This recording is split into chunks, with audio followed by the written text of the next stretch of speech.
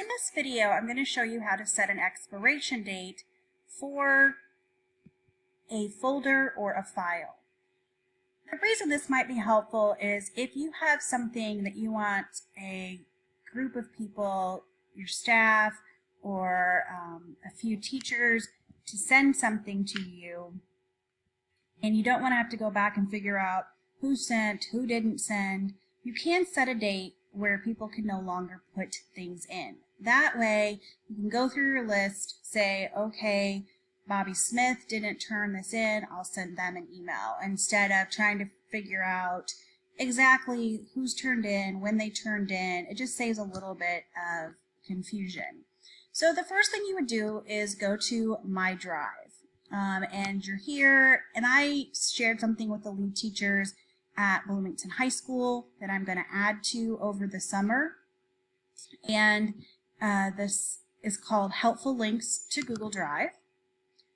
Now, I haven't put anything in here yet. I'm going to add several links, several of the ones that are on the document that I have shared with you guys.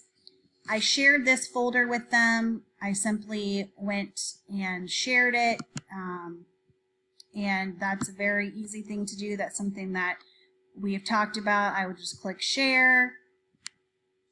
I'm going to add whoever I want to share with, and I have already shared it with BHS lead teachers, so they have it. Right now, they're all set as editors, and the reason that that is important is because if I just make them viewers, they can't put their materials in there.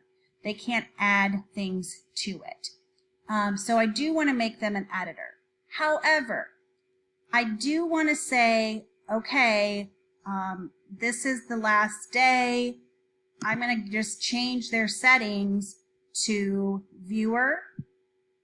And when it does that, I can choose an expiration date. I can say 30 days. I can change it to a certain day of the week.